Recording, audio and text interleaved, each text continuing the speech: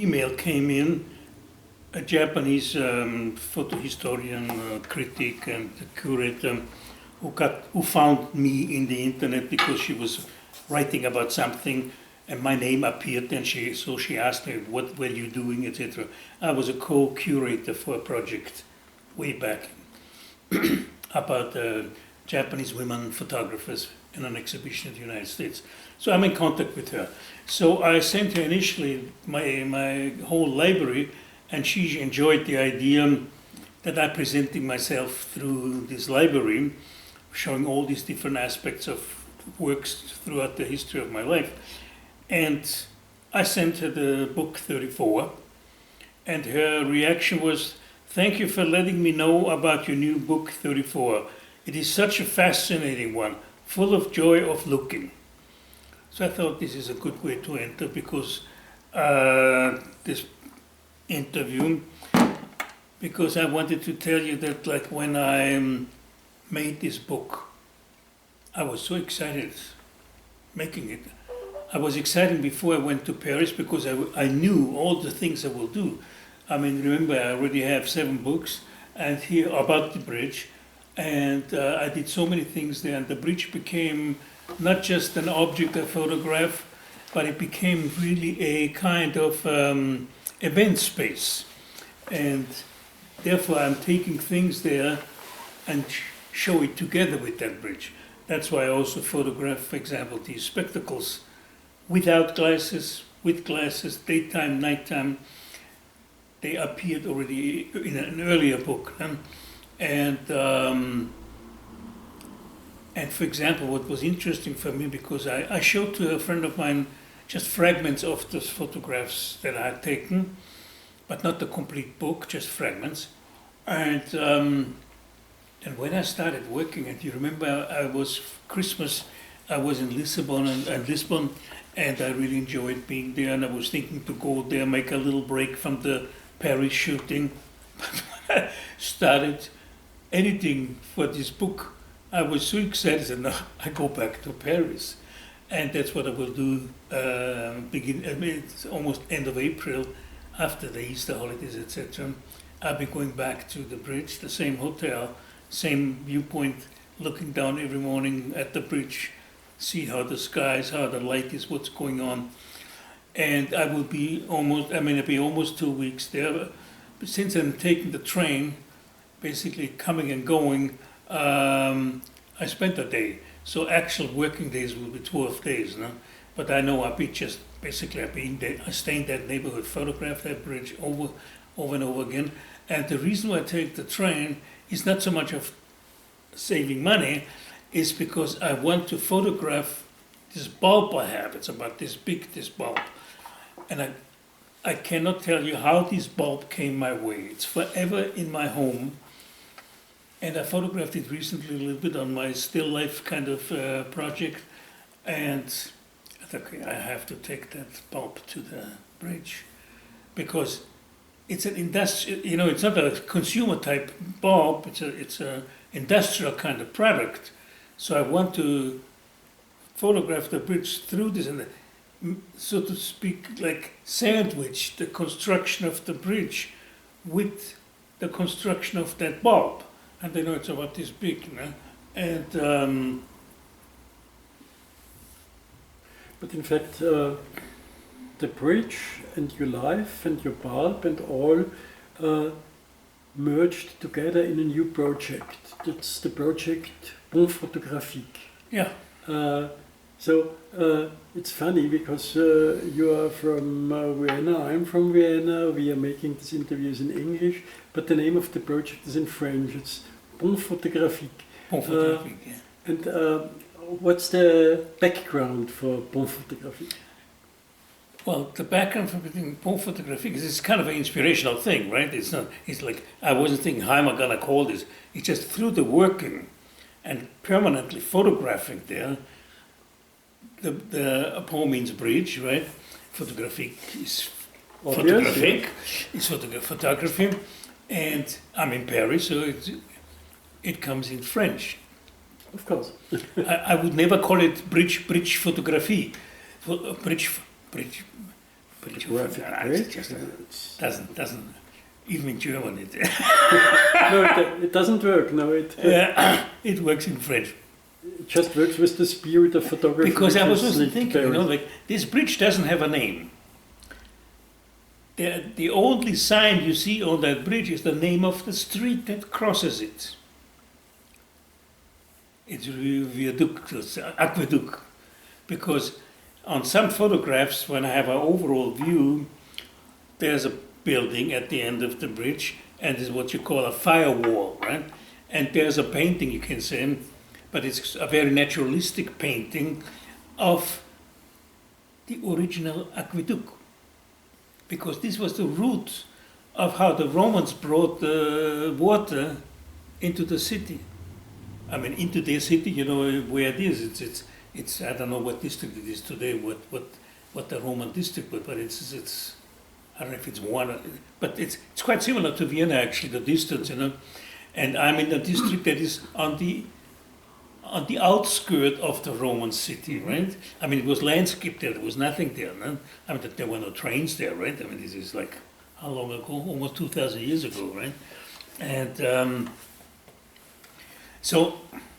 Pont Photographique, because this bridge is sort of center of a photo project, so it's kind of natural. Then I was thinking, it's not only good for and some people picked up on this already. It's not only a good word or a good expression for the bridge.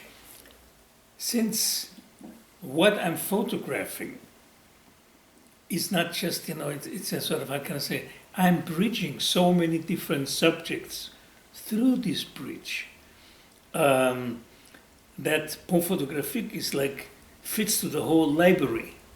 Because photography always bridges,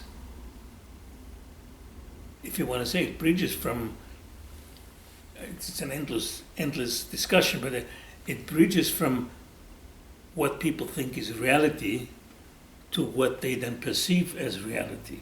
So there's this constant, you know, discourse, or discussion of what photography is, and the bridge serves to stimulate, to think about this. And so anyway, what I did is, you know, I told you about the bulb. I can't fly with this bulb, because if I put this bulb into the regular luggage, checking the way they throw around the luggage, I don't know if the bulb survives, the inside maybe not survive. I can't hand carry it because some of the security might say you can't take this on the plane. So I decided to go by train. So I just, with less luggage, and I just hand carried that bulb like a little baby, and we'll photograph it on this bridge, you know. And the nice thing, what already fascinates me now, what I can do with different lenses, how I can shift focus back and forth onto the bridge, into the bulb, and this kind of a mixture of the layers of the way I function in this bridge. Probably the first picture I take is when I get that late evening, like 10 o'clock. I probably in the night, I just open the window, there's the bulb, and I photograph that scene with the bulb in front of it, you know? And then I go next day in the morning, I go down on the bridge and photograph that bulb. So I was also thinking, you know, like what I did last time, before I went to Paris last time, which was November last time here, with my 8x10-inch camera, I made a black and white negative in the kitchen.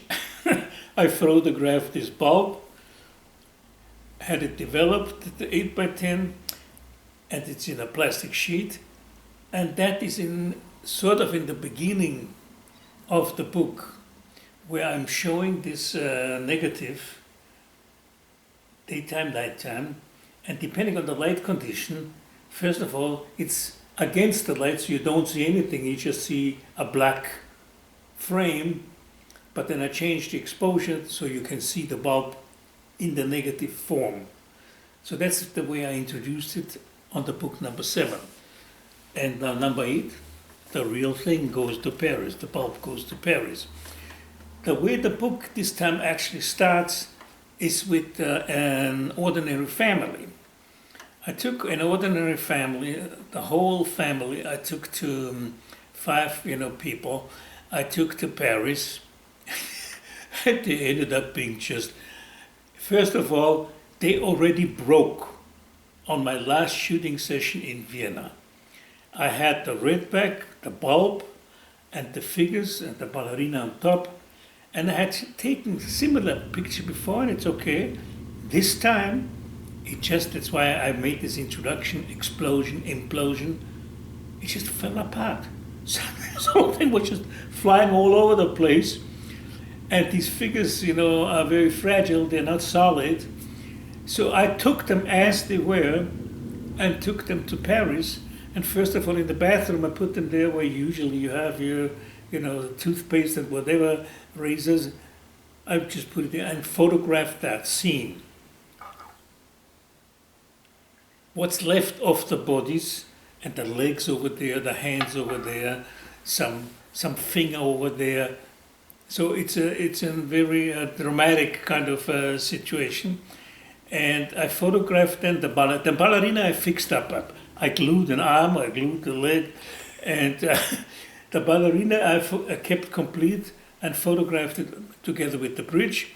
And one woman, the head is off, the legs off, the hands is off, it's only the body left, the torso. No? I took that and photographed it on the bridge. And no, I didn't take any, the head, I moved it, and you see close up, etc. The body, I left because I wanted to show that body in the environment. And I have other close-ups of that body, and I will take that body and photograph it again in another situation in the neighborhood, etc. So what is very interesting for me with this book, and which also comes through in You Afterward, that actually this book is like a stepping stone for future works, because so many things feed into this, if you want to say, event space, that if I'm thinking there's 2, 3, 4, 5 books or so will come, which some of them already are in process, are almost finished. Some start with initially the object being photographed there on the bridge, and I continue photographing it here in Vienna, and it will become a book by itself. The glasses, for example, will become a book by itself. I've shown several times the glasses with the bridge. This time I photographed a similar looking bridge, similar looking glasses, but brown, but transparent brown, not solid brown, transparent brown. And when I saw these glasses, when I passed by the shop where I bought these, I looked at this and I just bought that frame. And I was so happy photographing it, because what you have, especially in the nighttime, the way the light goes through the material and the sharpness and the unsharpness, what happens in the frame with the light reflections and the way lights are being, diffused if it's unsharp. So it was really exciting shooting all that stuff. And I probably take these brown glasses maybe one more time back in autumn with some glasses. And I'm not sure yet, will I use glasses that become darker, or will I use just clear glass? Because that frame has such a delicate, elegant thing that I don't want to change that by putting sunglasses into it. But if it's this kind of glass, yes, then only when it gets very bright, it gets darker, but still is a different, still the frame clearly shows, it's not being absorbed by the color of the glass. So then of course the super icon, the orange toilet paper, that's, I will take it with me this time again. It's not big, it's no big thing. But I will photograph it also in Vienna. And a friend of mine photographed me already with that in the studio. Wonderful photographs of me with this, with a frame. And anyway, just the whole idea of the icon to advance that even more. And so trying to think what else I have to. So I think the main thing that I can say is that I was so excited making this book that Lisbon really stepped back, and I know I have to go to Paris, and I have everything already arranged. I'm going in April to Paris, and main thing is that bulb and a few other things I take with me, but the main thing is this bulb over and over again on the bridge itself as I go around that bridge. You know, how also this thing mixes with the mesh, you know, separation things. Anyway, it's so rich, you know, and I can also photograph it from the other side, from the Lafayette Bridge, you know, with the sort of diamond shape as a frame. I can put in there, and then behind is the bridge, the main subject, and probably take that bulb, also go to the coffee shop there and photograph it in the coffee shop or something like that. So, Pont Photographique, the real bridge, is to a certain extent an anchor point in your photography today. So now we are at book 8, Wester Bridge. How many books do you think will come, which will be heavily linked? I think the number one, you know, this kind of situation, it can be endless, right? But definitely, I would say 10 books. There will be 10 books, because what I'm doing now in April, that will be book number 9, and then I will shoot next fall in November. That's book 10, and I will see if the book 10 is a lot of new photographs, or there's a lot of material I haven't even shown yet that maybe I put into the book number 10. Pont photographique, une symphonie de clics, capture l'éphémère en fragments numériques, chaque son mécanique, une âme en suspens, suspended between what was and what will be.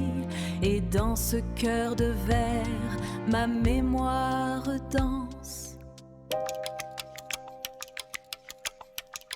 Le pont photographique, une symphonie de clics, capture l'éphémère en fragments numériques, chaque son mécanique, une âme en suspens, suspended between what was and what will be. Et dans ce cœur de verre, ma mémoire danse.